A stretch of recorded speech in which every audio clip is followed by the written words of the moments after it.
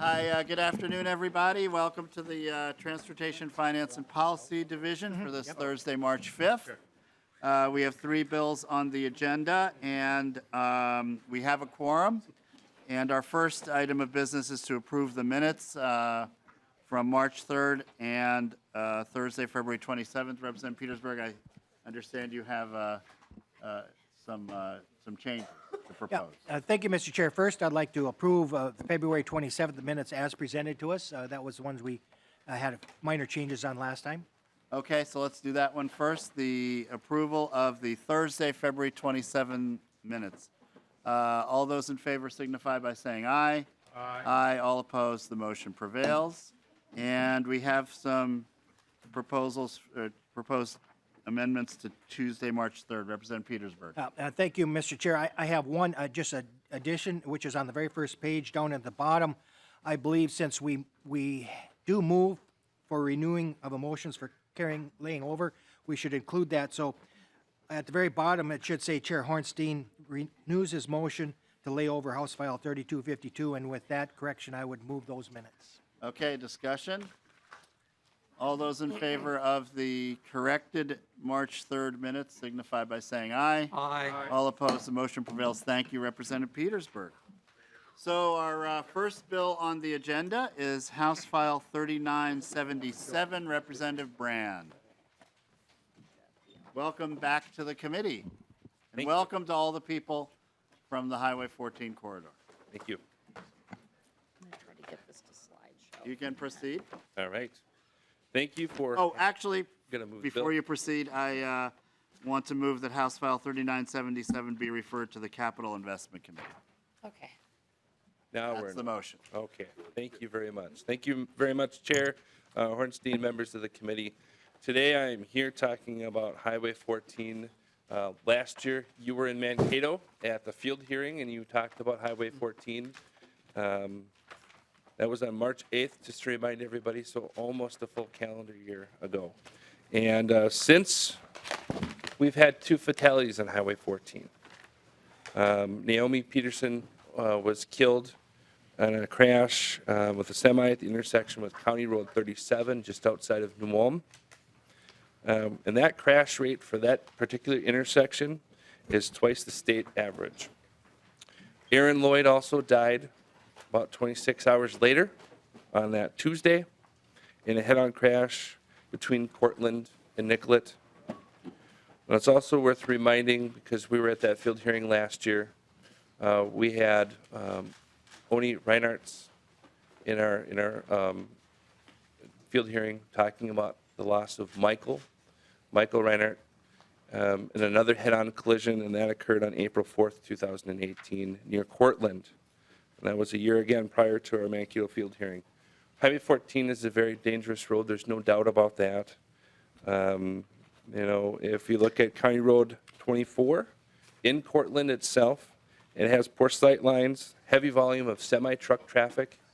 There's about 1,000 semis that go on that road every day that leave New Ulm and go points towards their destination with their goods. In New Ulm, we've got Kraft and 3M, both Fortune 500 companies that are doing business, that are drawing people from 50 miles around. Not only are they concerned about their goods, they're also concerned about their employees getting there safely.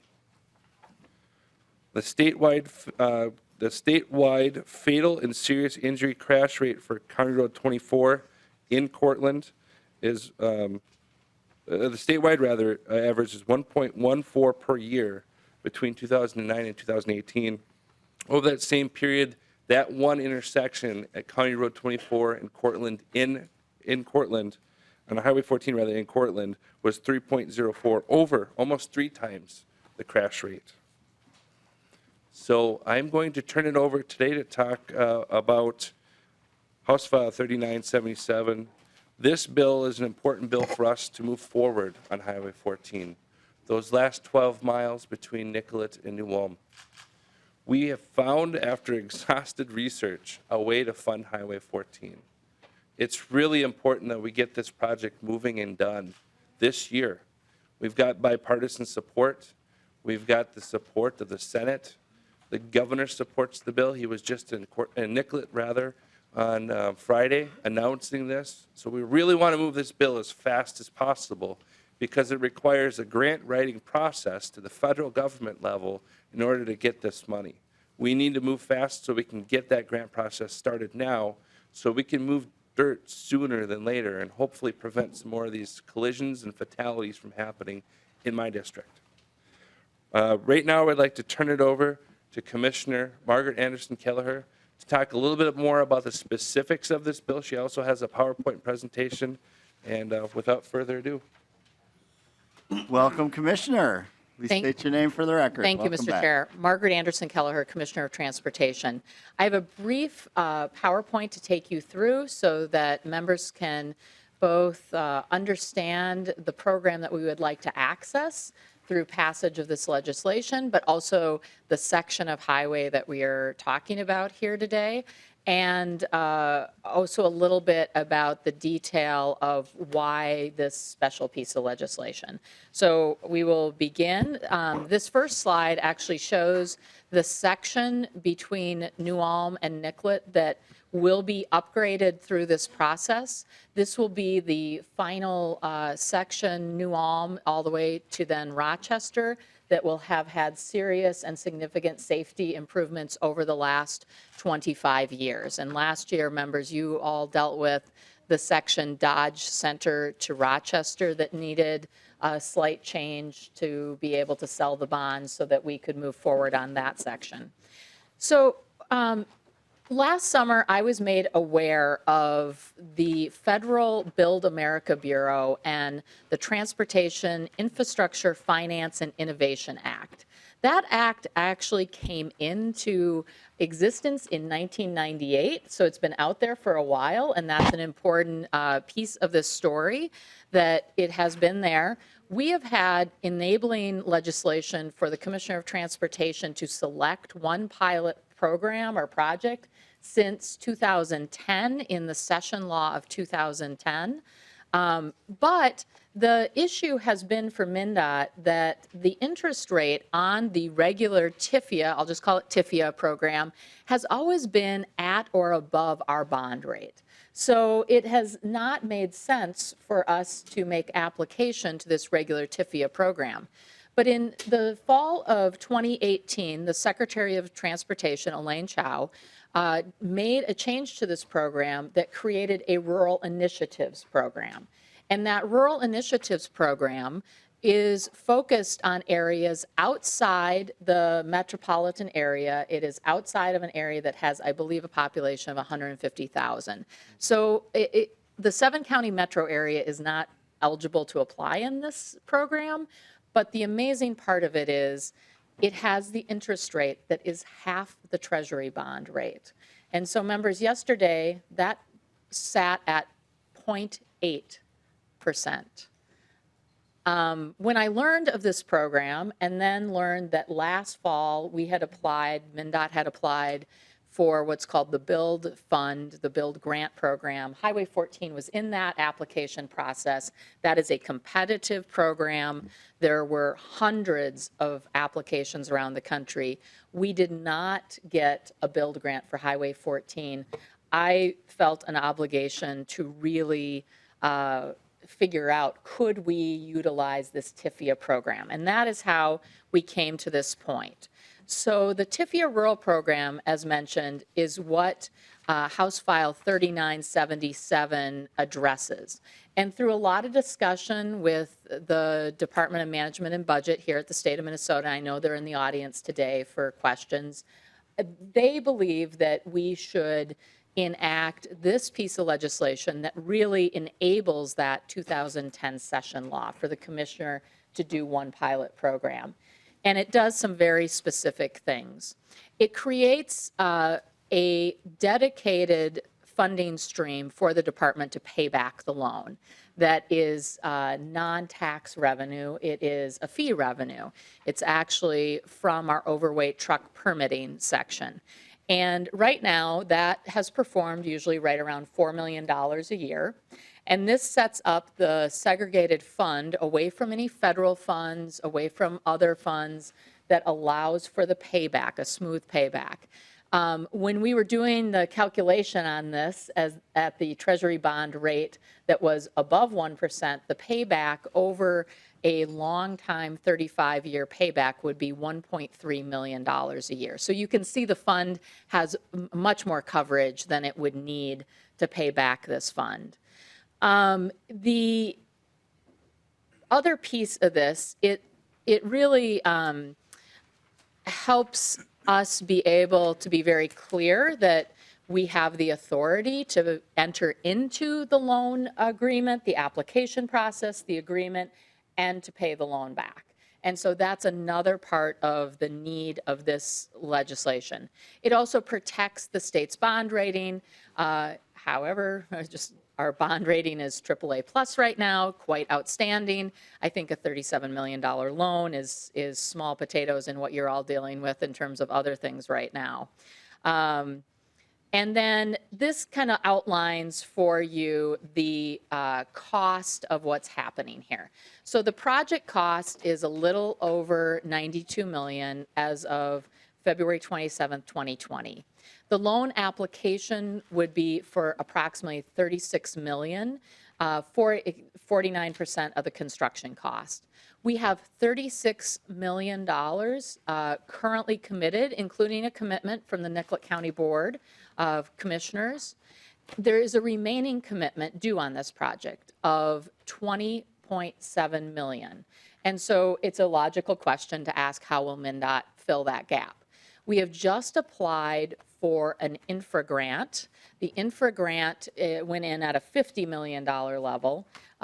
It would be unlikely that that full amount would be granted, although we are working with Congressman Hagedorn's office and the 2 U.S. senators to show support for that grant.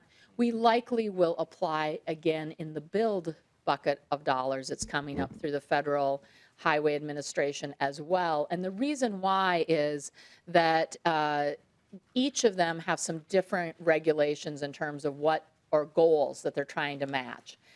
Recently, I heard the Secretary of Transportation, I met with her, Elaine Chao. She said that BUILD would have a 50% of its funds going to rural projects. So we believe we need to cover every base with this. If for some reason MnDOT were not successful in receiving either of those grants, we will then work with the district office and within the state office to close that $20.7 million gap. Some of you may wonder why this project and not another project in the state that could fit the program. Frankly, right now, there is no other rural project as ready to go as this project is. It has its construction drawings, it has largely been through its environmental process, it has broad municipal agreement to move forward with the project, and that's what makes it ideal in this sort of setting. What happens after this legislation passes is that MnDOT will submit a letter of intent for the Build America Bureau to review.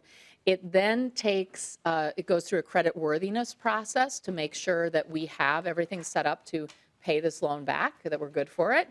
And then once that's established, it takes approximately 3 more months to go through the full underwriting process of the loan. And so in total, that's 6 to 9 months. We still believe that we could, if this is successful and the legislation passes, we're able to apply in a timely manner. We believe that we can let the project in 2021 and be in the ground in 22, and it would be 2 cycles of construction to finish the project.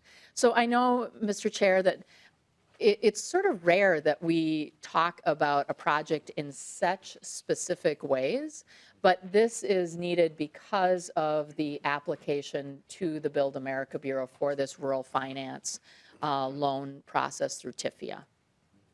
Thank you very much, Commissioner. Are there questions for Commissioner Anderson Kelleher? Representative Torkelson. Getting in, I know when you get in position. Thank you, Mr. Chair. I don't know, I really have remarks, not questions. I don't know if this is Okay, a yeah, it would be appropriate time or appropriate. not. Absolutely.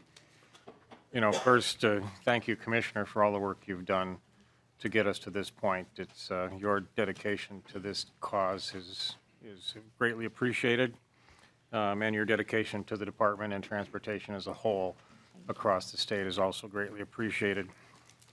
I'm happy to be the co-author on this bill with Representative Brand as the chief author, and this has been a long time coming for many of us that live along and represent parts of Highway 14. But I think it's also really important that we recognize that this is a bit of a perfect storm, that a number of things have come together at this particular time on this particular project to make it feasible, to get it funded and get it done. And it's partly because of good planning, and it's partly because of luck, frankly. First, the federal support that is available wouldn't be available if Secretary Chow hadn't changed that interest rate and made sure that it applied favorably to rural Minnesota. That's a great advantage for us. It also wouldn't be possible to do this if we hadn't already done a lot of work on the Highway 14 corridor. If the Corridors of Commerce program, which, Mr. Chair, you were initiated some years ago, hadn't existed, and if we hadn't happened to have that kind of odd negotiation that resulted in Highway 14 being funded from Owatonna to Dodge Center a couple of years ago, we would not be in a position where we could justify funding this section of 14 now. So that's another piece that just kind of happened.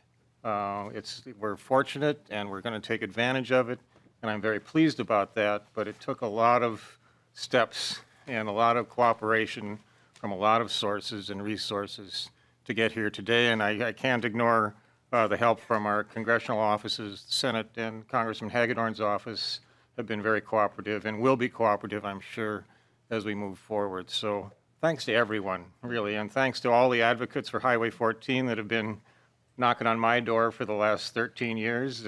They started knocking before I got elected, frankly, and made it very clear how important this project was to our part of the state. So thank you, everyone, and thank you, Commissioner, especially, and thank you, Mr. Chair. Thank you very much, Representative Torkelson. Very appreciated. Others have some comments they want to share? At this point, yes, Representative Petersburg. I want to get the Highway 14 delegation on record here. Thank you, Mr. Chair. For a lot of us that have been on the Transportation Committee for quite a while, Highway 14 has never been lack of identity for need out there, and I've been pushing for it all the time I've been here. And we were able to get this going and to have it finished all the way to New Ulm, which may not be the end of Highway 14 needs, but at least it gets to where the key need is great. And as Representative Torkelson said, this is due to a lot of work. A lot of people prior to me, as well as myself included, who have always worked and tried to maintain the importance of this, not only for the safety factor, but for the economic region of the area as well. And so I just, again, reiterate the thanks to everybody who has put their foot forward and helped and supported and pushed and worked. And that's how politics and how government should work. So thank you. Thank you, Representative Petersburg. Others? Mr. Chair, do we have some other testifiers? Yes, we'd like to get to Can call those. them And up? thank you, Commissioner. I want to thank the Commissioner for her, just also echo what Representative Torkelson said. Your travels to Washington, your dogged pursuit of this, your ability to research every funding source, leaving no stone unturned. I think that's how we got here, through your efforts, and I appreciate it very much. Mr. Chair and members, I want to say two things. One is a lot of thanks to the team at MnDOT, who, when first asked about this, kind of gave the very good, excellent answer about that interest rate. And then when we found out about the rural program, really went to work to help us piece this all together. I also want to say to all the members, it is important for all of our transportation system to be improved. And I know you all know that. This happens to be a tool that's made available to us right now, and that session law allows us to forward one project to date. I think that having some innovative tools in the toolbox can help us extend our very limited state resources to be able to get more done for the system. And so I want to point out that I know we are here talking about Highway 14. There are safety needs all across the state of Minnesota, and we need to continue to work on this together. Thank you, Commissioner. Okay. Next, I'd like to call up Mayor Al Paler from Cortland.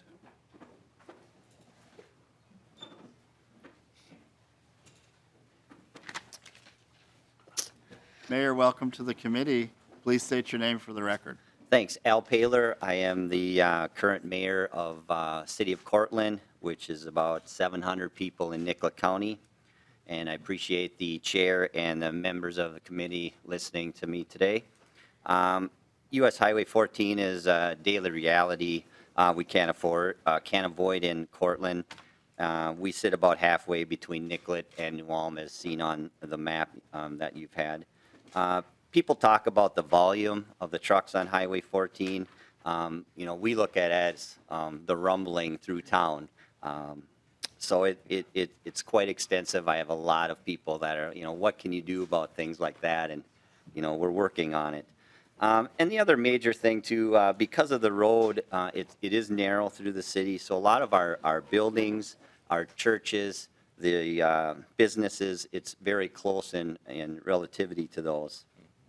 Some of the concerns, it's common every day we see kids biking. We have a park right on Highway 14, ballpark half a block away, trying to ride their bikes, trying to cross the highway.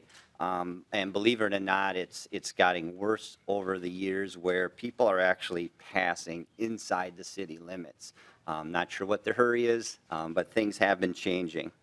And the improvements that are in this plan would bring Highway 14 to the north side of the city, which, yes, does take away the traffic from the businesses, but everyone is on board that the safety is just a bigger issue. The interchange would be on the north end. 2017 and 2018, Cortland participated with MnDOT in a task force, and that's where we determined that the bypass was the best for the city of Cortland, and the Highway 24 intersection would no longer be there. It would go straight through to the north, and Representative Brand had talked about the incidents there. And over the years, the traffic on Highway 14, it did help support the main street business, but because it has gotten so busy, it's just too disruptive. It's too hard to get people on and off that road. We did have some people down, busload, a few months ago, and we put them by the intersection at 24. And I think if you stand there, you'd understand, more of what we're talking about. Trucks backing up, school buses. It's just dangerous to get onto the highway. And another one I'd like to talk about is the Cortland Volunteer Fire Department. They're deeply impacted on this highway with the location that we're at. They've kind of got the stretch from just about to Nicollet. Nicollet does cover some of it, but all the way to New Ulm. And with the accidents that have taken place, including the fatal ones here in January, it's been very difficult for them.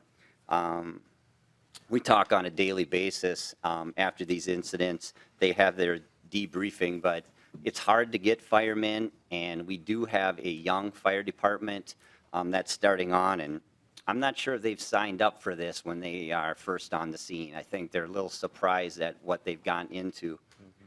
The road between Nicollet and North Mankato was one of the most dangerous areas. I grew up in the area. I'd always hear about accidents from Nicollet to Mankato. And since it was expanded, we have not had any fatal accidents. So we can prove that this 4-lane is safe. We can prove that changing it will save lives. It will expand transportation, the current transportation, and it will improve new transportation for the city of New Ulm, Nicollet, and Cortland.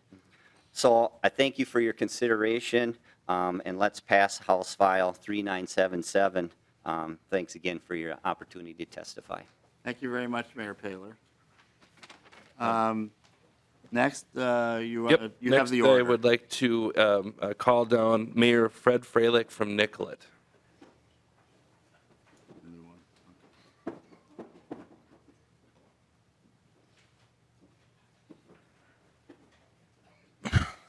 Mr. Chairman, members of the committee, my name is Fred Freilich. I am currently the mayor of the city of Nicollet.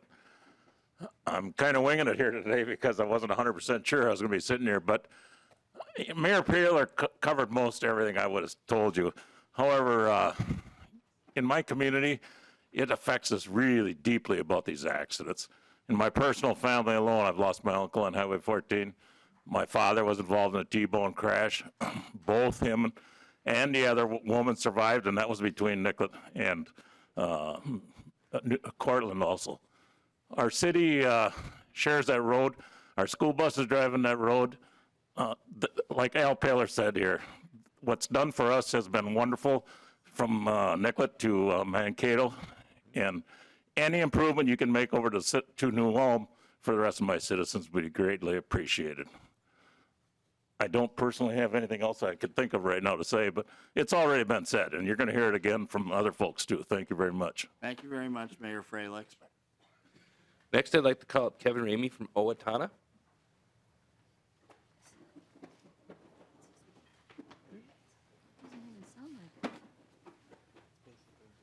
Welcome. Good afternoon, Mr. Chair, members of the committee. My name is Kevin Rainey, and I serve as a member of the Owatonna City Council, and I am also Vice President of the Highway 14 Partnership.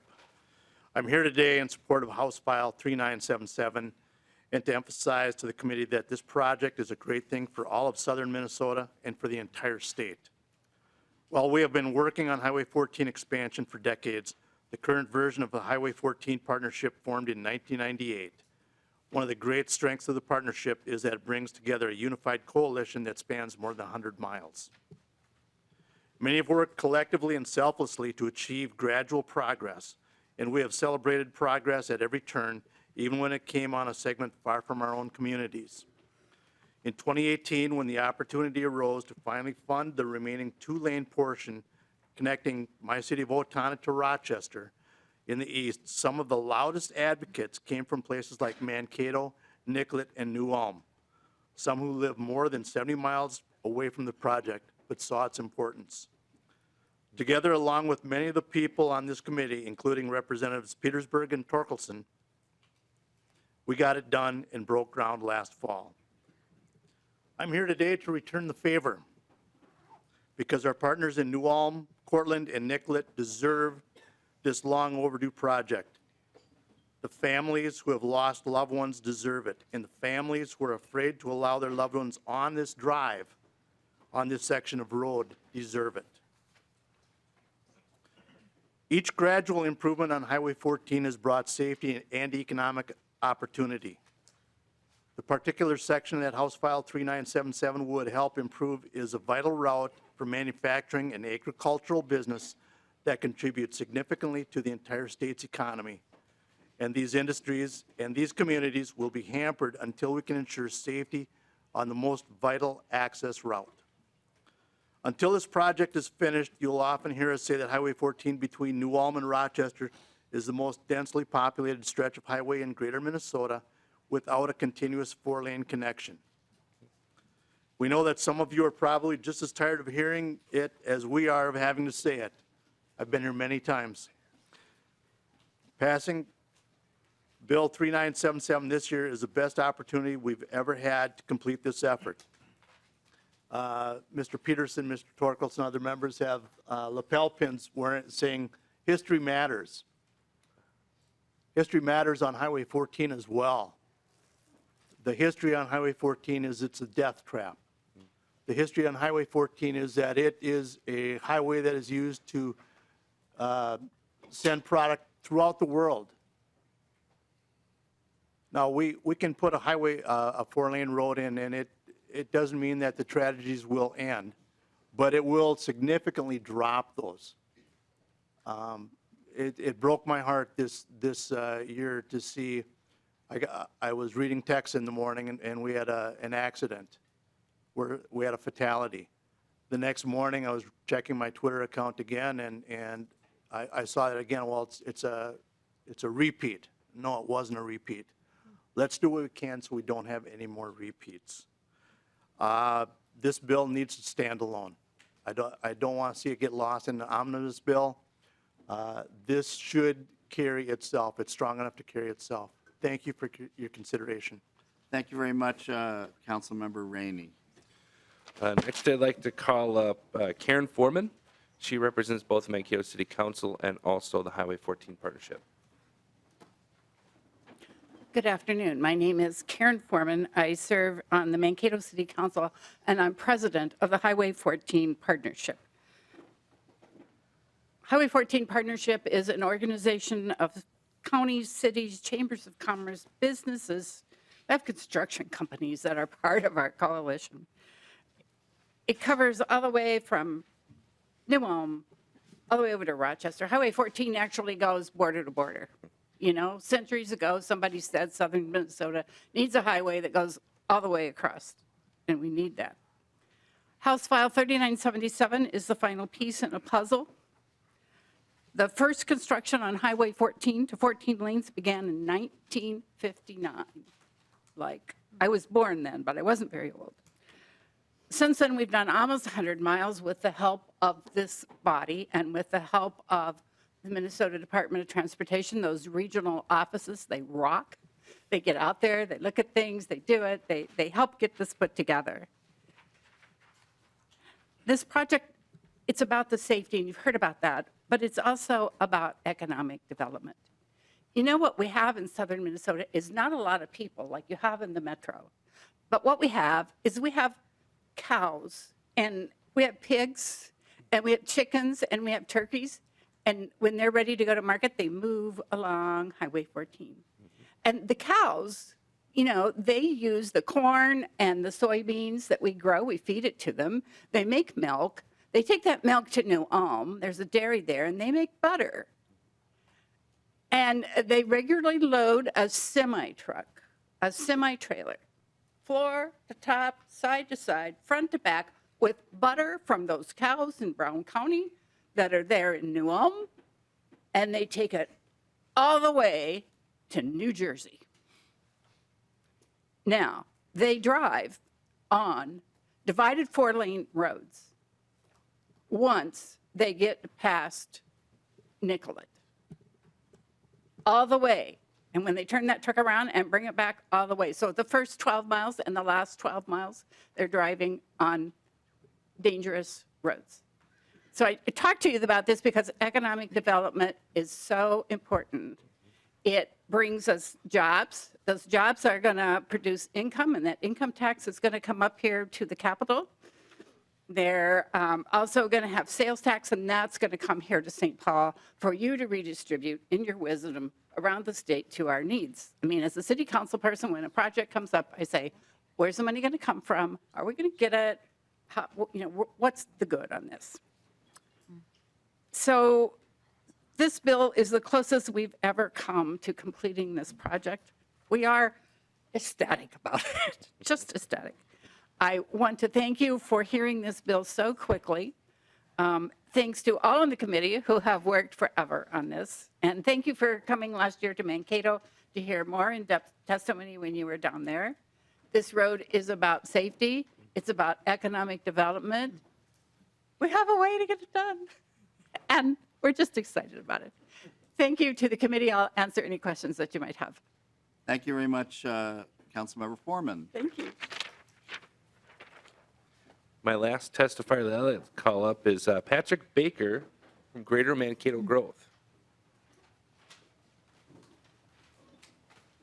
Welcome, Mr. Baker. Good afternoon, members of the committee. My name is Patrick Baker. I have the pleasure of serving as the Vice President for Greater Mankato Growth, which is our Chamber of Commerce and Economic Development organization serving Greater Mankato.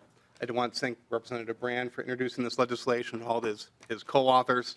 I think Representative Torkelson's comment that this is a perfect storm this year is apt. There are many around this table and in this room that have played a leadership role in getting us to this point. I also want to make sure I thank MnDOT and the governor and their staff for getting creative and taking a leadership role on bringing this before you. The speakers before me talked about some of the safety aspects, some of the traffic aspects of this road. I just want to talk a little bit about the business case, right, for why it's critical to finally finish the last remaining 12 miles of this highway corridor. as you may have heard, Greater Mankato's economy is experiencing tremendous growth. I want to give you just a few highlights that are emblematic of that growing vitality of Greater Mankato, but also the entire Highway 14 corridor. Our region received its designation as a metropolitan statistical area in 2008 and currently has a population of just over 100,000, which is up 21% in just the last few years. Of the 32 metropolitan areas in all of the upper Midwest, Greater Mankato has the third highest growth in our gross domestic product and the fourth fastest growing personal income. Last year, Greater Mankato beat the state average in job growth. And in the last 3 years, $500 million has been invested in private projects in our metro area. From a transportation perspective, we continue to be a hub for travelers to our community for medical care at our regional hospital and clinic, education at our 5 colleges and universities that serve 26,000 students, including the second largest university in Minnesota, retail, where we're a level 1 regional trade center, suggesting that a great number of folks travel to and from our community for their shopping needs, and employment, with our daytime population increasing by 61% each day. And finally, those transportation logistics. As Councilman Foreman mentioned, we process more soybeans than any other where in North America, and we serve as a distribution hub for several trucking firms, including a Walmart distribution center. And those stats aren't just unique to Mankato. They are reflected across New Ulm, Rochester, Owatonna, and many of our communities that are along Highway 14. So the key thread in all this is that we need our community to efficiently and safely move goods and individuals out of and into our market and across the entire region, and it's never been more important. The regional centers of New Ulm, Greater Mankato, Waseca, Owatonna, Rochester add economic diversity to our state and are poised for significant growth.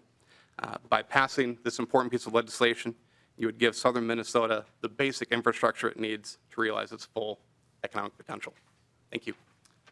Thank you very much, Councilmember Rainey. Is there anyone else that in the audience that would want to briefly testify either in support or opposition? Before I call on you for concluding comments, I just wanted to share some short reflections. You know, I've served on this committee continuously since 2003 when I first came here, and I think Representative Nelson has. He might have missed one biennium, but he's been here.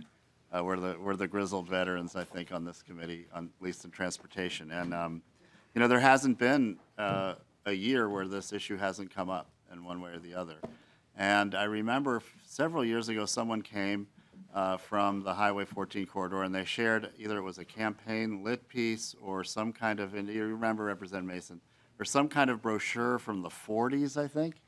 And so when you talked about history, Representative Torkelson, this really goes back. And so I think today we are really taking a giant step forward and, you know, completing a project that people have talked about literally for decades. So I'm very proud of the work that you've done, Representative Brand, and the commissioner and our members on the committee on a bipartisan basis. And it's good to have a day like this, and appreciate your work very much. So, Representative Brand, your final thoughts. Thank you very much, Mr. Chair. You know, Mayor Busman from New Ulm mentioned to me that back in 1999, the New Ulm Journal wrote an op-ed saying, "Why wait to 2020 to get Highway 14 done?" Well, if you look at your calendars, we're at 2020. And so they maybe had some forethought into the future about what was going to happen, but why do we wait till 2020? Well, there's a lot of projects, not just Highway 14. There's the Highway 12s of the world, the Highway 212s of the world, I-90s. There's just a lot of roads across Minnesota that are also in need of assistance. And I just want to get to the point where I can open up the New Ulm Journal or the Mankato Free Press or turn on KEYC News in my area of the world and see the story or read the story about Highway 14 being completed between New Ulm and Rochester. We're going to get there because of this legislation. I'm really happy to be a part of this process. I also think it's important to mention that the people that came before me in my position, I know you served with Clark Johnson, and he talked about Highway 14 in this committee. Same with Terry Morrow in this committee. Representative Ruth Johnson also talked about Highway 14, and this goes all the way back to 1989 in our district with Don Ostrom in being representative of Nicollet County as well at one point. And so representatives from Nicollet County have just been fighting for this, just like everybody else. You look at the room, we're full of partners. Highway 14 partnership is more broader than you think and you can anticipate. It also encompasses our former congressman, now Governor Walz. The Highway 14 issue was dear to him when he was a congressman at one point too, and it's worth noting that. But I really look at this opportunity as just the stars aligned for us. To have this back in session law from 2010 as a pilot project that was just looked at as an opportunity for MnDOT to look for a new opportunity for funding, and for us not to use it until now, but for us to rediscover the fact that that money is available or that access to money is available at the federal level. I'm really proud of the fact that we can work with our federal partners. I always look at that as a state representative. An opportunity for us to work with our federal partners is a good opportunity. This is a good opportunity. And last, I'll close with a little story. In 2018, when I was running for this position, I was just a city council member, and Highway 14 wasn't part of my city. I'm from St. Peter, and I served in St. Peter City Council for 7 years. But when I went to the Cortland Community Center that one day in the cold depths of February, when we were talking about Highway 14, it was a huge community conversation. There were maps all over these tables. Everybody from the community, every stakeholder from MnDOT District 7 and invited to including community members, was there. And I'll never forget going to the table and looking at some schematics for a section of Highway 14, this very shovel-ready project we're talking about now. And I remember looking at a gentleman standing right next to me. And I looked at him and I said, so what do you think of these plans? What do you think of this project? And he looked at me and he said, I'm a firefighter in Cortland, and I'm tired of pulling dead people from cars. Now that hit me like a ton of bricks. That has always stuck with me. I know that the fire chief knows who that was. I don't need to know his name. I just need to know his story. His story is the story of every person on that Cortland Fire Department. It's the story of everybody in the Nicollet Fire Department. It's everybody that has to deal with this stretch of highway, and everybody across the state that has to go to other highways where there are fatalities or serious injuries. That's the story that I carry to you today, because I think that's the most important story I can tell. I am really hopeful that we can not have to continue to talk about the fatalities, but we can talk about the safety and the people's lives we allowed to go home, the families that were allowed to be home at night, to share that love and attention with those family members that made it home safely on Highway 14. So with that, thank you very much, committee members, and I really appreciate this opportunity today, Mr. Chair, to talk about House File 3977. Thank you very much, Representative Brand. This is definitely an issue of statewide significance and importance, and I'm glad we can move on it today. And with that, I will renew my motion that House File 3977 be referred to the Capital Investment Committee. All those in... Mr. Chair, first, don't we have an amendment? We did. Oh, wrong bill. I'm sorry, wrong bill. But second, the other point that I wanted to make Representative Torkelson. Sure. is why are we going to capital investment? Mr. Lee?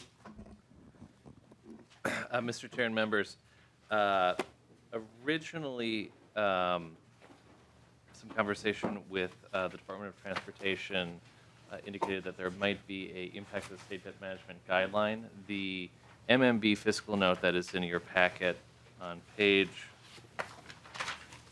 7 that was just released today notes that since the loan is considered a taxable obligation of the state and not backed by the full faith and credit of the state, it would not count towards the state debt management guidelines.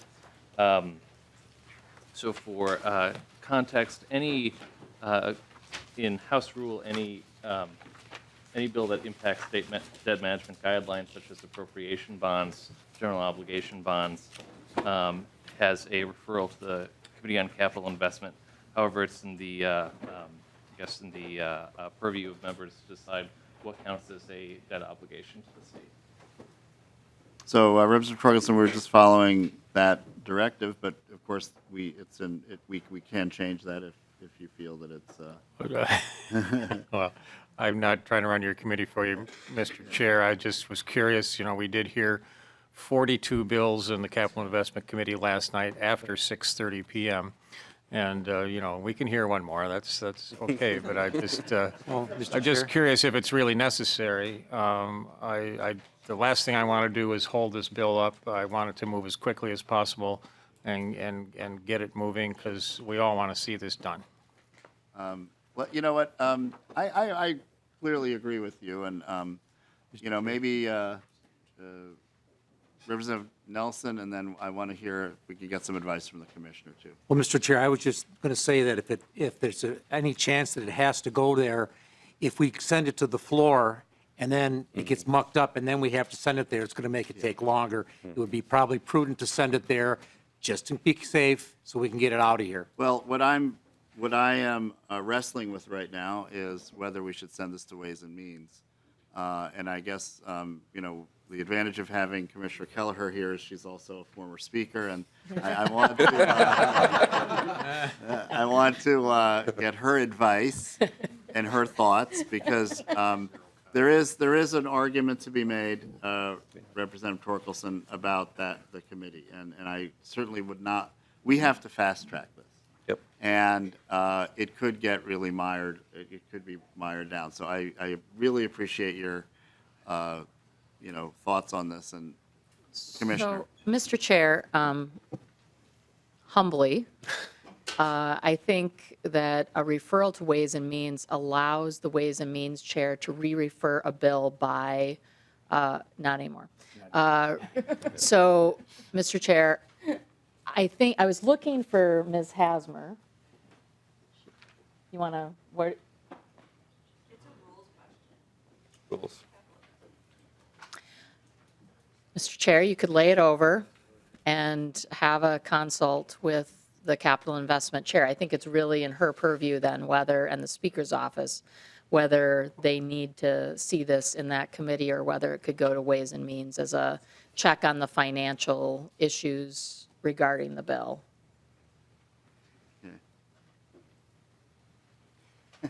Mr. Chair, Representative Nelson. back to what I said, if there's the chance, if we're going to hold it up by not sending it to the Capital Investment, the Bonding Committee, we should probably send it there and let the Chair, Chair Murphy, make that choice and get it. If she can send it right out, then she can send it right away to Ways and Means. But if we send it to Ways and Means and it gets to the floor and it has to go back, it's going to take it longer.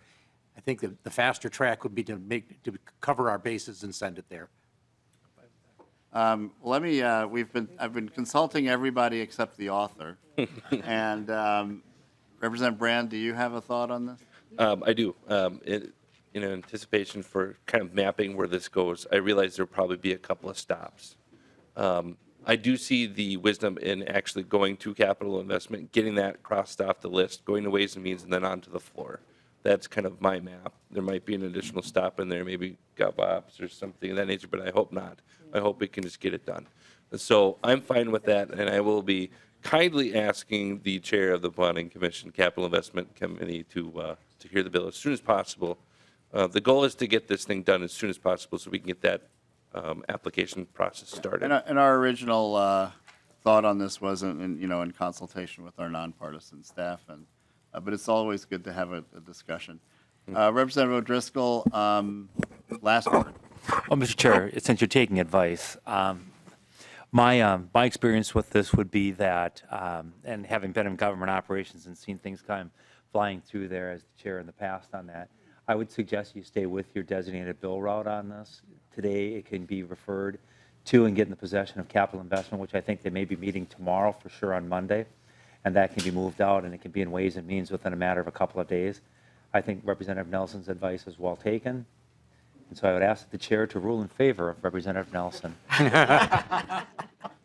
Having heard from, I've always wanted to do this. Heard from Representatives Torkelson, O'Driscoll, Nelson, and Brand. Yep. I will renew my motion that House File 3977 be referred to the Capital Investment Committee.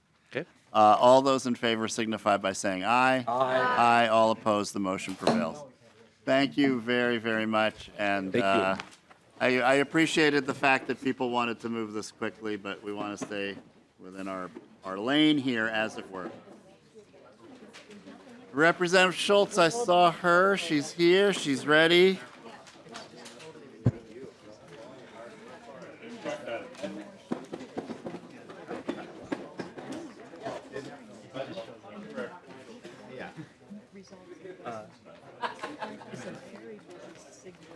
That was funny. I was in.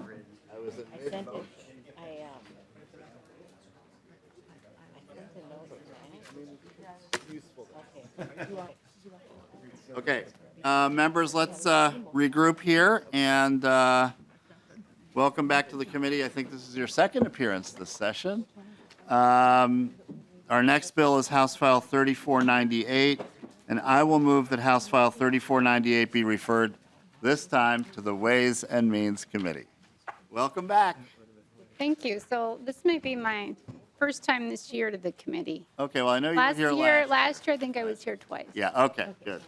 So The years just get a little blurry, you know. I understand, Chair Hornstein. So my bill is House File 3498. And what it does is address a problem in my district that has been a problem for many, many years. And I've got many parents concerned about the speed limit in school zones in Duluth. And I was surprised to find out that we don't, as a state, have a statutory school zone speed limit. And so this bill creates a speed zone limit of 20 miles per hour in urban residential districts. That's houses that are situated less than 100 feet apart. And for school districts or zones located outside an urban residential district, there's guidelines for setting a speed limit that's at least 10 miles, but no more than 30 miles below the existing speed limit. And then finally, the bill allows local authorities to establish school zone speed limits without doing a traffic and engineering study beforehand. And the effective date is August 1st, 2021, to allow local authorities for implementation time.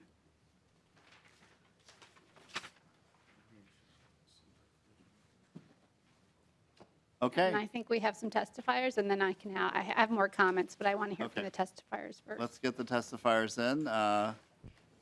I have Nick Mason.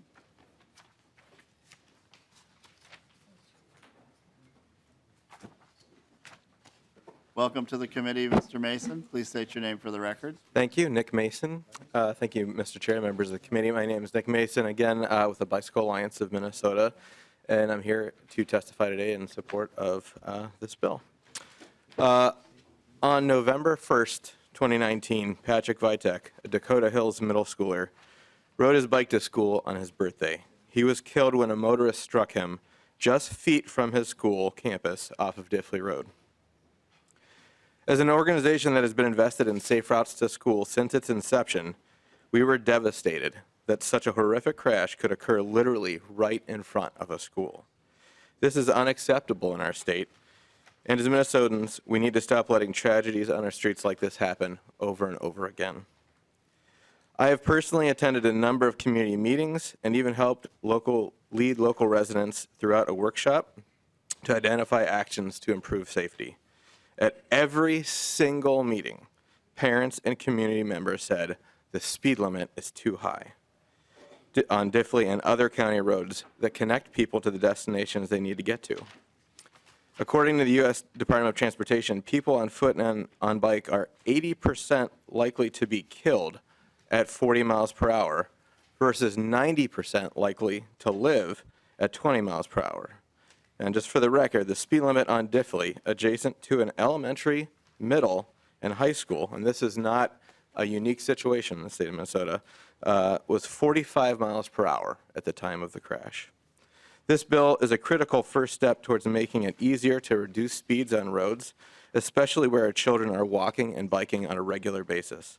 Our current language around school speed zones allows different public entities to point fingers at each other instead of protecting our children. This bill remedies that critical safety gap. Bike MN also believes that safety-enhancing infrastructure like signage, flashing lights, bump outs, demonstration projects, and street reconstruction, especially road diets, that discourage higher speeds make the most difference when all working together. Making the choice to support this bill puts our priorities on the health and safety of people and not the throughput of vehicles. We cannot afford to lose any more kids on our streets, especially those near schools. For this reason, the Bicycle Alliance of Minnesota strongly supports House File 3498. Thank you. Thank you very much, Mr. Mason, and I just wanted to say that I did have an opportunity to speak to the Bicycle Alliance of Minnesota gathering today. We have people from all over the state advocating for various bike and pedestrian safety issues. And I did go to a meeting in Eagan shortly after the tragedy that you described, and I was taken by the passion and the interest. I know Representative Mason is near there. I think is actually took place in Representative Halverson's district. But, you know, a grassroots group started there called the Eagan Pedestrian Alliance, and I'm seeing this all over the state now. A few days later, I was invited to a meeting in Representative Morrison's district. Same kinds of issues, school safety, speed limits, speeding traffic around kids. You know, I'm making this point now, Representative Schultz, because I think what you're proposing here is something that people are feeling acutely all across the state. And, you know, that really came into focus with the tragedy that you're describing. So thank you, Mr. Mason, for your testimony. Thank you. Our next testifier is Brian Sorensen from MnDOT.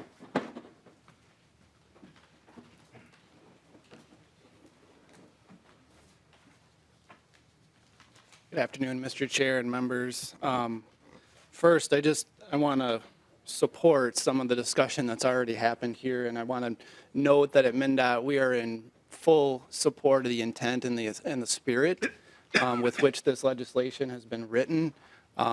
It is our job to make sure that students can walk and bike to school safely every day. So we are in full support of that approach and doing whatever we need to do to make sure that that can happen moving forward. We are concerned with, there's two concerns I want to highlight with setting blanket speed limits like this. And one is that, as we know, without constant enforcement, not everybody follows the number that's on the sign. And so what that could mean in areas where we are signing a 20-mile-an-hour speed limit is we could get a large variation in speeds and what's happening in those school zones, which can present a challenge to anyone who's walking and biking and trying to cross those roadways and being able to judge appropriately when they can cross. And so there could be some increased safety risks created by a blanket school speed zone. Secondly, and I think has already been mentioned, we do need to address all the aspects of safety around our schools. So, you know, how school routes kind of interact with buses and vehicles that are dropping kids off and picking them up every day at schools, where the crossings are located. You know, those discussions should happen, and we're a little concerned about the perception that if we address the speed limit, then we don't need to address those other things. And so right now, the way the statute is written is that the local road authorities have the authority to set a school zone speed limit on the basis of a traffic investigation consistent with what's been set forward by the Commissioner of Transportation. And so there is guidance in the manual on uniform traffic control devices that lays out that process and allows the stakeholders, the school, the community, the road authority to get together and talk about all the aspects of safety surrounding our schools. That all said, if we want to improve safety on our roadways and reduce the number of fatalities and serious injuries statewide in the coming years, we're going to need to continue to be open to new ideas. So I don't want our comments today to be misconstrued as what we're doing is just fine.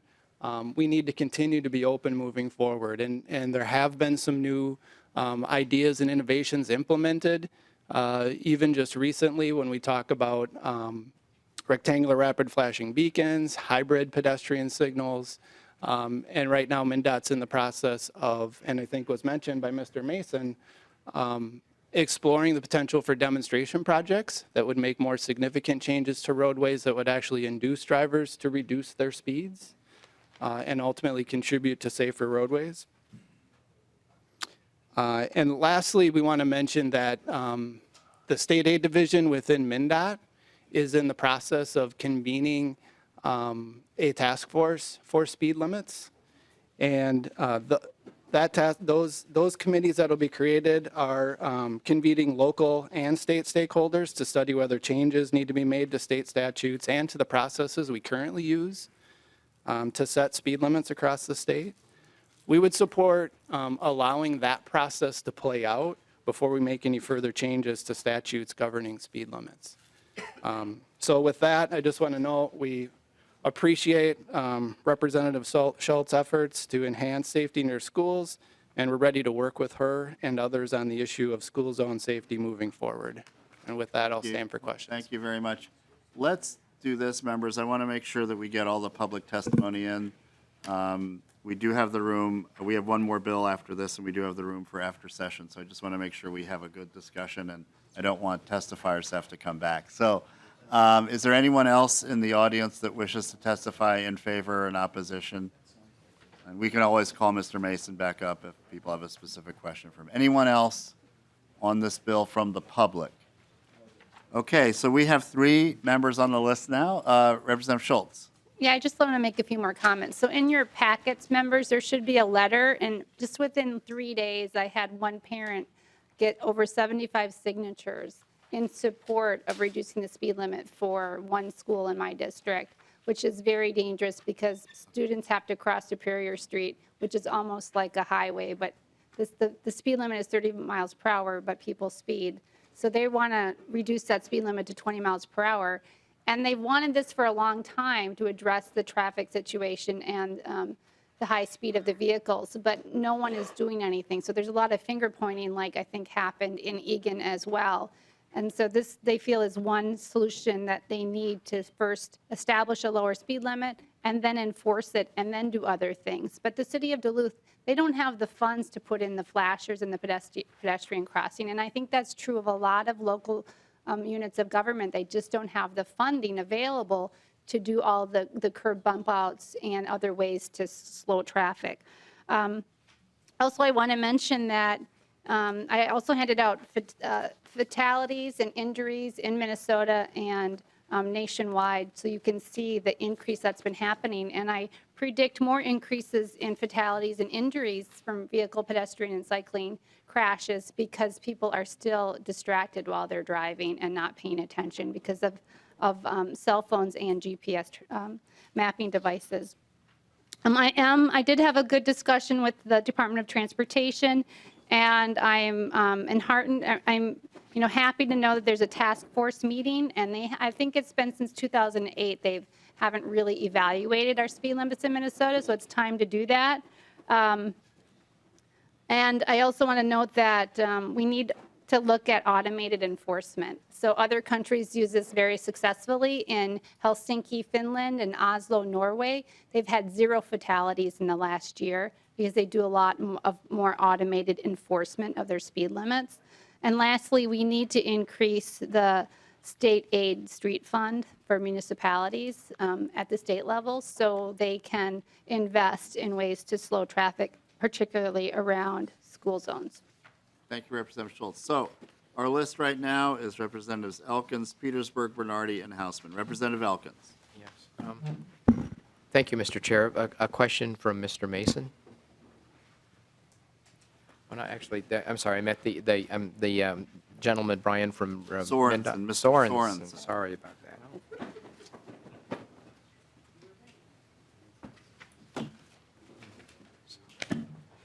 Welcome back. Representative Elkins. Thank you. So as committee members know, this is an area of the law that I know like the back of my hand, and I like to observe that I think a lot of the frustration around these kinds of issues gets back to subdivision 5A in here, in this case, speeding in a school zone. But I'm just going to read the first sentence. Local authorities may establish a school speed limit within a school zone of public or non-public school upon basis of an engineering and traffic investigation as prescribed by the Commissioner of Transportation. So the frustration is that that's a black box. None of us know what those criteria are. But in general, I feel certainly that there's been an use or over-reliance on the old 85 percentile rule. And so local governments don't ask for these studies anymore because if you have a street where there's existing speeding and you do that kind of a study, the study usually reveals that, oh, you should be raising the speed limit. And that's just not an acceptable outcome for any local government or neighborhood if you're trying to address the kinds of things that Representative Schultz is trying to address in this bill, or what I was trying to address with the two bills that I got passed last year. And, you know, if there's going to be this kind of a study, it has to, you know, first of all, acknowledge that the 85th percentile rule has never been properly applied in many contexts, like a single lane residential roadway. You know, when those studies upon which that methodology was based were mostly on big, really busy 4-lane roads, with the idea that you want all the cars traveling at as close to the same speed as possible to avoid, you know, weaving, you know, cutting people cutting in and out of lanes. You know, situations that just don't occur on many roads where this methodology has been applied. So I think that if there's going to be a study, that has to be a study that recognizes the inapplicability of that methodology in many contexts, and a recognition that an example like a school zone, you know, even if it's a 4-lane road, you just a rigid application of that type of methodology is just not going to be acceptable. Thank you. Is that do you have a question there, or just? Well, I just want to know if those kinds of considerations would be or planned or anticipated or have already been voiced in terms of what the scope of this committee is going to be. So if I could boil it down, the question would be what sorts of considerations related to Representative Elkins' question have you considered? Yeah, Mr. Chair, Representative Elkins. So there's two things here. I think a lot of what you're talking about is the process that we use to set a posted speed on a roadway. Just to be clear, that process, an 85th percentile, really isn't much of a factor when we're talking school zone speed limits. Okay. Other factors come into account there in determining what that school zone speed limit should be currently, but we're not looking at the current speeds of the road necessarily to define what the school zone speed limit should be. So just to differentiate. That said, your comments about using that as a main factor for determining our posted speed limits statewide is something that this task force is going to review. And I can tell you is something that's being talked about nationwide. I had the opportunity to be at the Transportation Research Board annual meeting in January this year. This discussion is happening all over the world. And we heard from multiple countries across the world that are adjusting their methodology. So this is a discussion that's happening as we speak. And, you know, ultimately the challenge here is we want to make sure that whatever we do, it's going to improve safety. And, you know, speed harmonization is a factor, and so if we create disparity in speed, it can increase the risk for crashes. And so that is a factor that we will consider. That said, I can tell you this group is going to talk in detail and openly about whether 85th percentile is the right methodology moving forward. Okay, thank you. Representative Petersburg. Thank you, Mr. Chair, and this is for the department as well. Because I think everybody around this table, including you that you mentioned, we are interested in the safety of our children and crossing. But I also share your concern that when you do a blanket change in speed, try and make it into a one-size-fits-all, that you also lead into issues. Obviously, the bill itself, a couple of different places, talks about reducing the speed 30 miles an hour. That's an abrupt change for that short school zone that may or may not be longer or shorter. So my question for you is, understanding all that with the need for enhanced safety as well, and if this is unworkable because we want to have something that's more adjustable for each particular situation, what is the department's suggestion on how we review and actually enact safer zones for our children. So, Mr. Chair and Representative, so this gets back a little bit to that traffic and engineering investigation, and we do have a process for that laid out in the manual on uniform traffic control devices, and it has to do with looking at hazards that exist, looking at factors that would play into the degree to which people are going to comply with a different speed limit. It has to do with, where the students are present, how they're interacting with the road before and after school.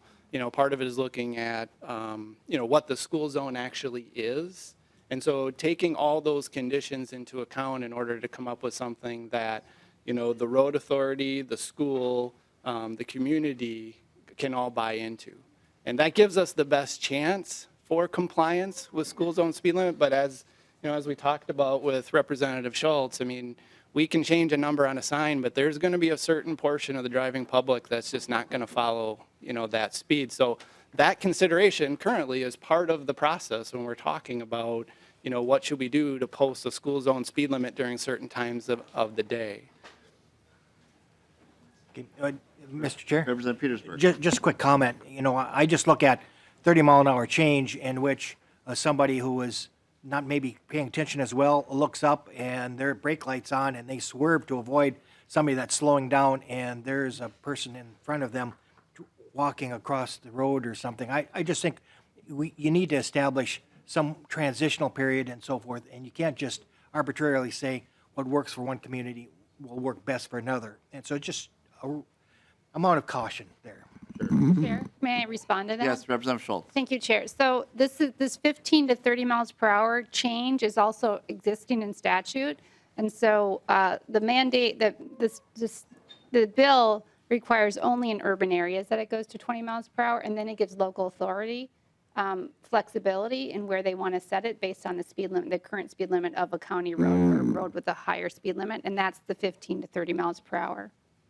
Representative Petersburg. Mr. Chair, I don't want to debate the issue. The question is, though, is that it's done without any kind of investigation. It's arbitrarily given that it has to change down to 20 without consideration of how it might impact. That's a concern. Not that it's not already in statute, but in statute it's done with the investigation piece, which this eliminates. And this is only in school zones when children are present, is that speed limit. Thank you. We have Representatives Bernardi, Hausman, and Tabke, and another bill to get to after this.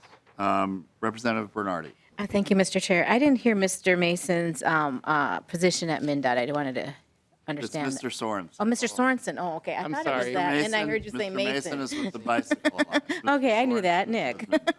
Okay, Mr. Sorensen. I'm Brian Sorensen. I'm the state traffic engineer for the Department of Transportation. Okay, thank you.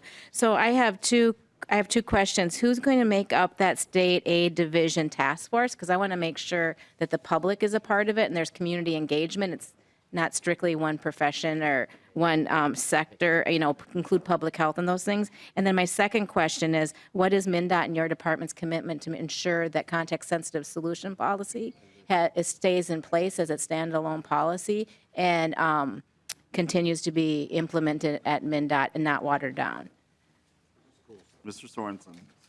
Okay, Mr. Chair and Representative. So to your first question, my understanding and, my office is not leading this, so we are a participant, so I don't want to speak too much on behalf of state aid, but my understanding is state aid is creating two communities.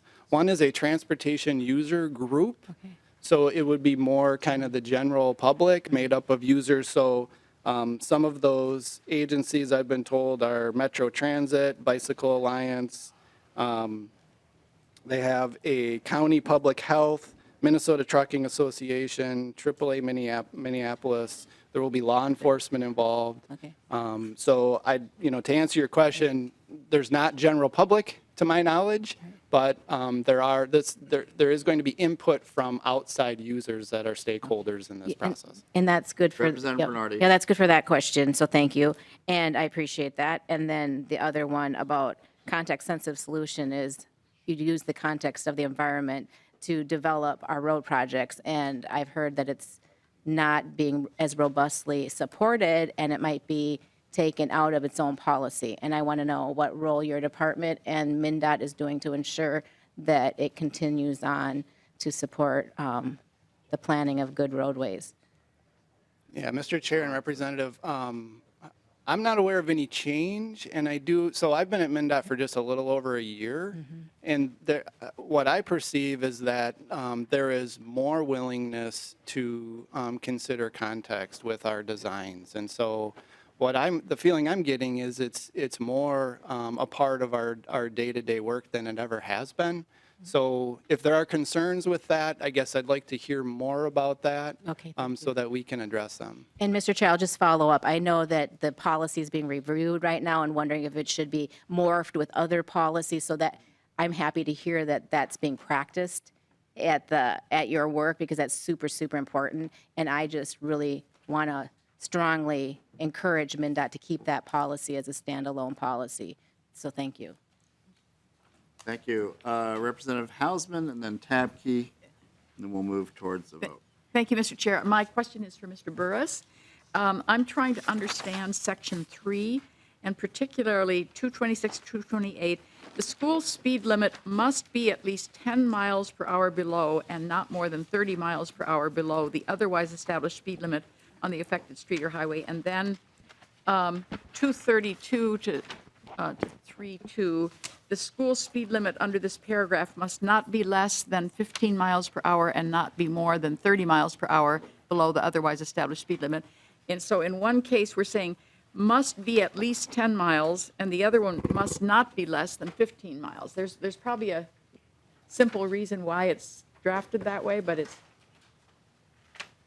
Mr. Burris. Mr. Chair, Representative Hausman, so the overall structure of the language being changed, or the provisions being changed in the bill, is first to establish a 20 mile per hour default limit in the residential areas. And then outside the residential areas, and you see this is the language in paragraph A, there's a requirement of all the local units of government to establish a lowered school speed zone for school districts. And that's where the 10 to 30 miles per hour is set as what the lowered amount would be. And then paragraph B modifies the current authority that local units of government have to set a different speed limit. And that 15 to 30 range is it's a move of what's established in current law for under that authority. So the directive sets 10 to 30 mile per hour below the surrounding limit in those areas for the school zone. But then there's permissive authority for a local unit of government to instead establish a different amount within a slightly modified range of 15 to 30 miles per hour. Representative Hausman, do you have any follow-up questions? I guess I'm confused, the lines on 3.6 to 3.8, which we take out. It's three different sets that all seem to say something different. We're taking one out and putting two. Anyway, I'll have to figure it out. Okay. We have one more member question from Representative Tabke. Thank you very much, Mr. Chair. In the last few years, the Shakopee school districts, near Shakopee school districts, we have changed all of our signs over to when children are present. And I didn't see any language in here that allows us to still use when children are present. So and then you said it just a little bit ago that is the way it is. So could you make sure that we're clear on that, Representative Schultz, and then I'll be fine.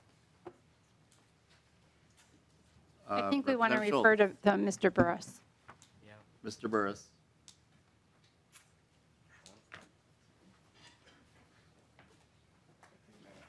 Okay, we'll give him a minute. And I'll take this minute to remind folks that we are going to do the Real ID bill one way or the other today. And following this bill, we will at least get it started. I'm willing to have the committee sit 5-10 minutes extra if we need to, but we do have this room after session, so we want to make that announcement for those that weren't in the room. Representative Torkelson. Just to fill a little more time here, this particular bill seems like it needs some work, Mr. Chair. There's a lot of questions, and just changing speed limits is not the only answer to school zone safety. The department, his analysis of these situations is important. While I'm not going to vote against the safety of our children, I do have some serious reservations about this bill. Okay. Mr. Chair, so that language, to answer Representative Representative Tapke's question, thank you, Chair, is on line 3.5, 3.6. So this defines a school speed limit when they go into effect. When children are present, going to or leaving school during opening or closing hours or during school recess periods. Okay. Representative Tapke? Yeah, that clearly answers my question. Thank you very much. So I'm good. Mr. Burris, ready? Okay, he's as ready as he can be, I think. Yeah, Mr. Chair, Representative Tapke, I was just looking at that same language. There's a kind of a technical question that I'm going to need to dig into a little bit more along those lines.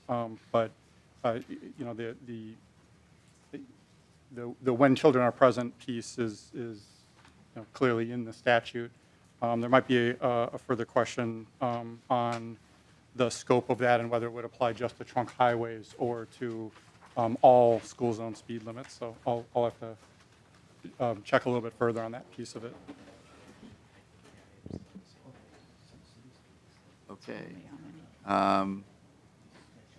Is there anyone else from the committee that would like to weigh in on this? Representative Schultz, there are some things that are there are some things that need to potentially be cleared up here. I can give you the option of we could lay this over if you feel that you can work on this. I know that Ways and Means tends to not want to do amendments or changes, but if you feel comfortable with, I feel like there's some clarity, but there are other outstanding questions. I'd sort of leave it up to you if you feel you're ready to go. Chair, I can talk to Representative Hausman offline. It was confusing to me too, so it took me a long time to understand, but I think it's written correctly to give flexibility to local authorities with or without an engineering study. But I just want to mention the fiscal note and just to let you know that one fatality is too many, especially when it's with a child. And so the more we delay doing what other states have done by implementing speed limit in school zones when children are present, the higher the likelihood is we'll see more fatalities and injuries that could have been prevented. And so the parents in my district are very frustrated, and I'm hoping that we can do something fairly quickly to reduce the speed limit and then enforce that reduced speed limit. But the fiscal note is there, and I would just encourage support for this bill, and if there are questions, I can answer those offline. Representative O'Driscoll. Thank you, Mr. Chair. I do have also some concerns, not the spirit and intent. I certainly am not questioning that at all. But if you take a look at lines 2.23 through 2.28, a local authority must establish a speed zone. I'm just thinking in my district and others that I'm familiar with in central Minnesota, the school might reside in a community that has jurisdiction, but there's a county road that the school is on. Who is to establish that speed limit on the county road? Is it the county or is it the local municipality or township that school resides in? The other question I have is what happens if it's on a state highway? I can think of a couple of examples in central Minnesota where that's the case as well.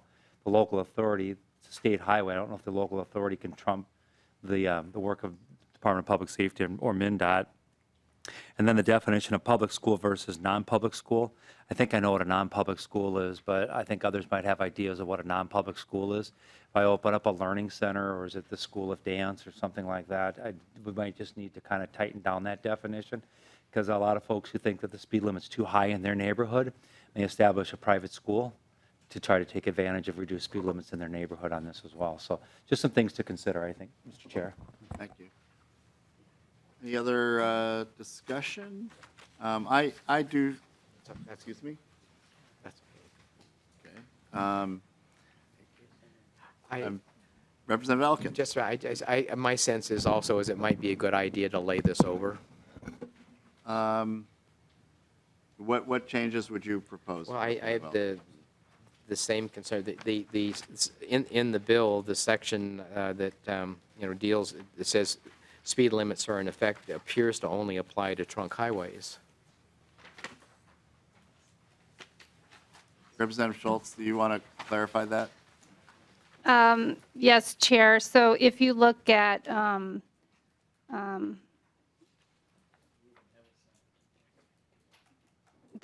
it refers to as defined in subdivision 5A on line 2.8. So that's 20 miles per hour in residential urban areas. And then the speed zoning, which I think the language people are concerned about, takes away the need for an engineering and traffic investigation being required. And then the rest of the language is for or outside an urban residential district. So there's a speed limit in urban residential and outside urban residential, and the local authority would be the city if they own the road, or the county if it's a county road. Representative Elkins. I'm trying to read the existing language at the same time. Well, members, I mean, we have a number of questions that I don't, I'm comfortable with this legislation. I'm comfortable with it moving forward. I think it is straightforward. I think there, members have asked some good questions. I think that Representative Schultz, I would advise that, things that you've heard the concerns, and this bill has been around now for almost a month, or at least a couple of weeks. We will have another opportunity again, while it's not ideal, but to make some corrections. I'm satisfied with this. I think we need to act on this issue this session. And, so I would encourage members to continue this conversation, but I feel comfortable moving this bill today. So, but again, if people want to ask more questions and clarify things, that's why we have hearings. So, Representative Tapke. Mr. Chair, I concur with your assessment that we can move forward this today. Okay, is there any further discussion? Representative Schultz, do you want to just wrap this up? Sure. I'm happy to answer all of those questions, and I think they have answers where we have definitions in statute already, the definition of schools, and clarifying the confusing language on the last page of the bill. So I hope members can support it, and if you have other questions, we can follow up offline. Okay. Well, with that, members, I will renew my motion that House File 3498 be referred to the Committee on Ways and Means. All those in favor signify by saying aye. Aye. Aye. All those opposed? The motion prevails. So thank you, and thanks to everyone that weighed in. It's time. I would be willing to present this bill, and if folks want to kind of plow through till 2:30, maybe we could get it done. If not, we can come back. I don't want to rush this either. So. Okay. He knows about plow. Is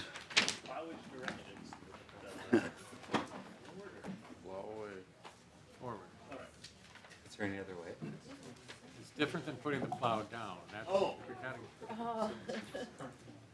Show you how to do that.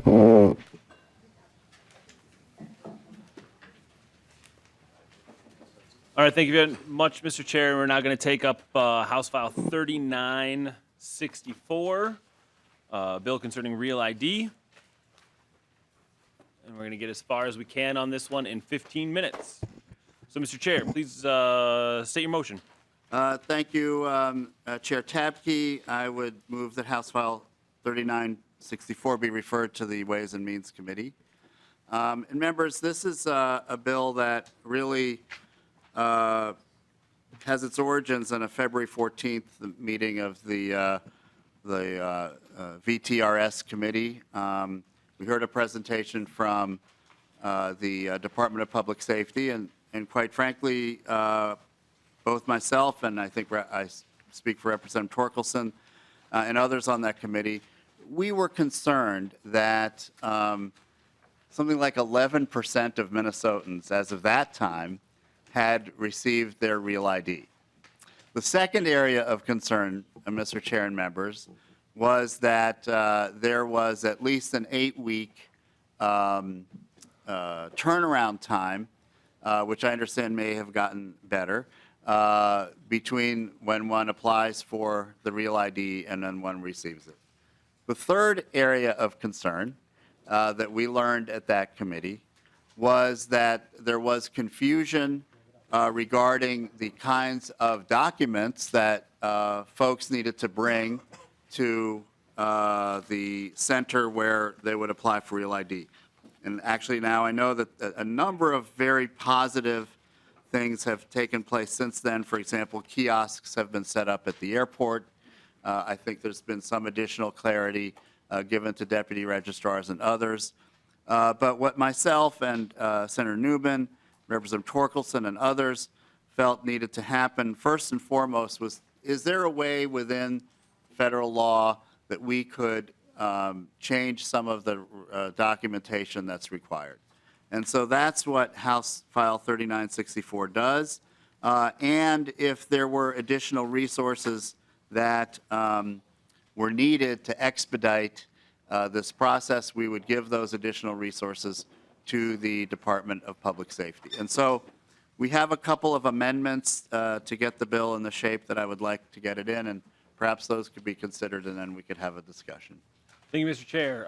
So you first have an A2 amendment? Yeah, the A2 amendment is just some clarifying language related to high school identification cards. This was flagged to me by Senator Newman. I know we're not supposed to talk about the other body, but this is language that conforms with the Senate bill. You know, I've taken a look at it, and it seems fine with me to add this language in. It clarifies again the kinds of IDs that are available to us in terms of expediting this process. So that's the A2, and I'd like to have that considered first by the committee. All right, Chair Hornstein moves the A2 amendment. Was there a question or comment? Just comment, Mr. Chair. I would speak in favor of the A2 amendment. Thank you very much, Representative Torkelson. Any other discussion? Seeing none, all those in favor? Aye. Anyone opposed? The A2 amendment is passed. There's also an A3 amendment. So Chair Hornstein. A3 relates to an allocation. I didn't check ahead of time with DPS, but if you are available to come, that would be helpful. The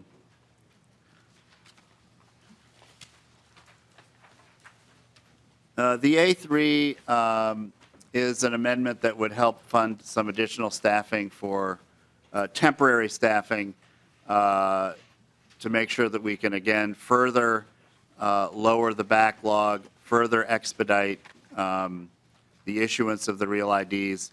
It provides money from another DVS account. It's not a general fund appropriation. It's using existing money. And I guess I would ask maybe Mr. Lee to explain that pot of money, and then I would ask the Department of Public Safety to discuss what they would use that money for.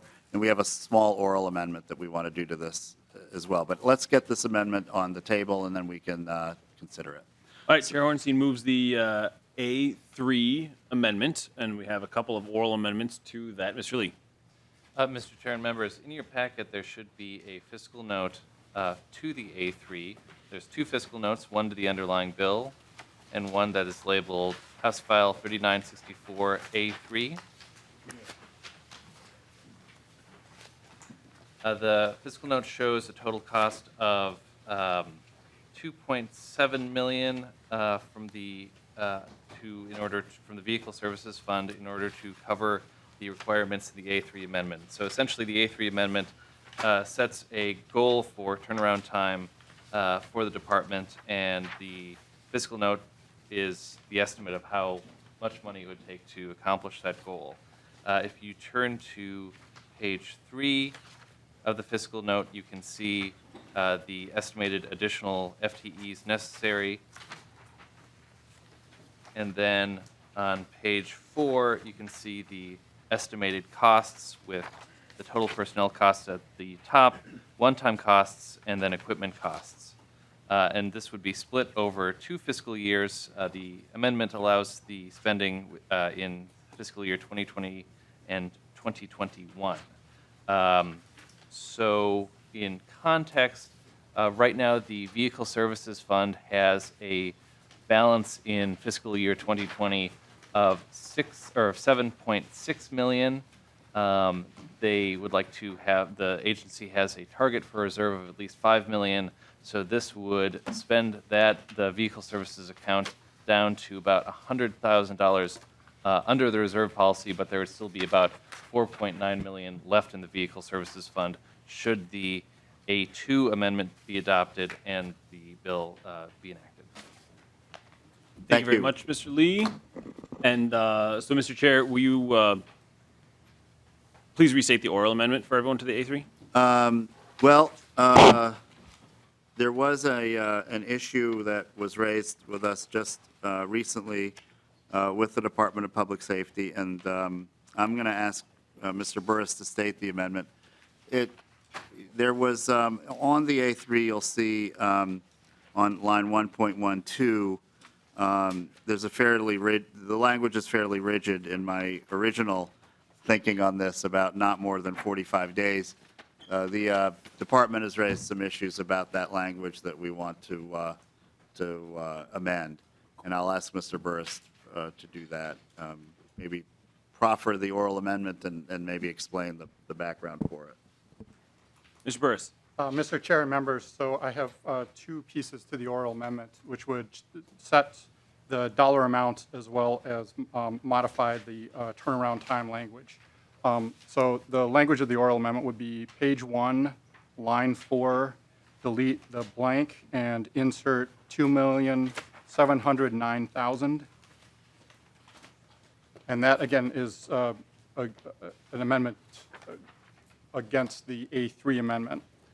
The second piece of the oral amendment would be page 1, line 12, after must, insert make reasonable efforts to. So that, again, Mr. Chair, would set an amount of 2.7 million for the appropriation, as well as modify the language on achieving the turnaround time so that it's making reasonable efforts to achieve that 45-day turnaround time. And Mr. Chair, I think that it would be incumbent on the department and, of course, for all of us to understand exactly why we arrived at that number and what that appropriation would be used for, and most importantly, members, how it would expedite the issuance of real IDs, which is the goal of this bill.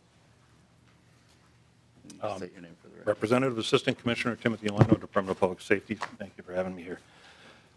As of February, we have 700,000 of 4.7 million here in Minnesota with real ID compliant credentials. Between now and the end of this calendar year, we anticipate that up to 1.4 million may yet apply. So that would end up with 2.1 million compliant out of that 4.7 million here in Minnesota, or approximately 45% would be real. As a comparison, Wisconsin's a few years ahead of us. They're in the low to mid 50% saturation right now with real. So we're looking at some very significant numbers coming in, and we've made some predictions based on a number of different factors. Certainly we look at over the summer period, we always see an increase in the number of people that have to renew their driver's licenses. We also see an increase in what we see with people updating their home addresses in a national election year. But what we're seeing also in combination with that is the significant increase in those that are coming in for real compliant credentials. We anticipate that if we don't add additional resources, our ability to maintain the federal requirement, which is essentially 2 eyes. So right now, somebody brings in their credentials to a deputy registrar's office or a driver's license office. They present those credentials to that office staff. They look at them, input them into the system, and then according to the federal government, now we have to review them for a second time before we can push them through as approved for credential issuance. Our challenge right now is maintain sufficient staff in DVS that can take on that amount that we're expecting, and the number is significant as we start to move into those summer months. Thank you, Mr. Lina. Representative Petersburg. Thank you, Mr. Chair. And just briefly, that may sound low numbers, but do we have any idea of how many people already have other forms of real ID compliant information, or those that may have chosen not to, that they'll never use or need real ID? Because both of those are options, and because of people that may already have a passport or something, they may choose to wait till their regular renewal. Do we have any feeling about what those percentages might be? Mr. Lina. Mr. Chair, good question. One example might be passports. Here in Minnesota, we've determined with the help of the respective agency that we have about 37% of those here in Minnesota have passports.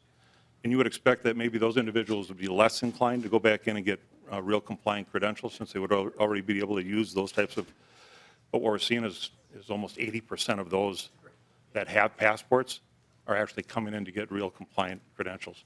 So to your point, it seems like people will continue to move the direction towards having real compliant credentials. Thank you, Mr. Lina. All right. Thank you. Mr. Chair, in light of time, and we have one other issue that has come before us that we'd like to get handled with Representative Brand's bill to make sure it's going in the right place. We've got some clarity around that. Are you okay with stopping this discussion now, getting an A3 adopted, and then we'll come back and finish the rest of it? Yeah, and thank you, Mr. Chair, and that would be my recommendation as well. We want to get things right, and the Highway 14 bill, the Real ID bill are very, very important, and if we need to take the time to get that done tonight, let's get it done tonight. So I support what you're trying to do here. All right, thank you very much, Mr. Chair. So we have, currently we are considering the oral amendment to A3, just so everyone is clear as to where we are. The two items in that oral amendment to A3 is on lines 1.4, adding, replacing the blank with $2,709,000. And then on line 1.12, after the word must, insert make reasonable efforts to achieve a turnaround time. Is everyone clear on the oral amendment? Okay, all those in favor of the oral amendment? Aye. Anyone opposed? All right, that passes. Now we are moving to adopt the A3 amendment to get the bill in the format that the chair would like to see. Any further comments on that, Mr. Chair? No, thank you. Ask for your support. Thank you. We are now voting on the A3 amendment as amended. Thank you very much. All those in favor? Aye. Anyone opposed? The amendment as amended passes. There we go. So do you want to do the issue with Representative Brand now? Yes, please. We will come back after session to finish the Real ID, House File 3964. So we need a motion to table this, right? We can just lay this on the table. We don't need to do anything else? Okay. Very good. So, Representative Brand, we now have some clarity around 3977 and where this needs to go currently. Mr. Chair, Yes, Representative O'Driscoll. procedurally, you have to ask to reconsider the bill to bring this back before the committee when the time is appropriate. I'm sorry, could you restate that? I missed what you're saying. Sure, Mr. Chair. Because we've already taken action and passed this, you have to have a motion for the committee to reconsider that bill. It's one that's appropriate, because I know time is of the essence on this, so I don't want us to have any procedural get-ups. Again, my government operations, Boy Scout training coming to hand again here. I appreciate all the help. So does Representative O'Driscoll move to reconsider and reconsider the re-referral of House File 3977? So move, Mr. Chair. Do we have a second? All right. We don't need a second? I'm going back to my mayor side. I'm sorry. We're going. All those in favor? Aye. Anyone opposed? Passes. All right. Thank you. And now we need, now we make a motion to re-refer House File 3977. As amended or no? No. House File 3977 to the Committee on Ways and Means. Correct? Representative Brand, is that what you need to have? Yep, absolutely. I was just told it was not as amended. All right. Any discussion on the item? All right. Seeing none. All those in favor? Aye. Anyone opposed? All right. Passes. Thank you very much. You are headed to Ways and Means. All right, Mr. Chair, do you have, you want to take the final? I think we done? Well, we're done for the moment. Mr. Chair, I don't know if there's any further discussion on the real idea or if people want to come back. It sounds like we'll come back, Mr. Chair.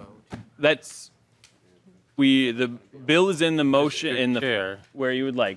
Representative Torkelson. I do not see a need to come back. This bill is, I think, in the shape it needs to be to move on. Okay. I strongly support the effort. It's really two pieces here that are related to the same topic, but not necessarily interdependent, so we'll see what happens down the road. But making this process more available and easier for the public to get their real idea is something we should do as soon as possible, which would be now. Well, I concur with Representative Torkelson, and if Yeah. the committee wants to proceed now, I would support that. Okay, so we are taking back up House File 3964. So we have recommendation to move forward with it right now. Does anyone have discussion or questions with regard to House File 3964 as amended? All right, Mr. Chair, will you renew your motion? Yes, I renew my motion that the House File 3964 as amended be referred to the Ways and Means Committee. All right, all those in favor? Aye. Aye. Anyone opposed? Passed unanimously. Thank you very much, and we are now adjourned. We did it, members, we did it. Of course we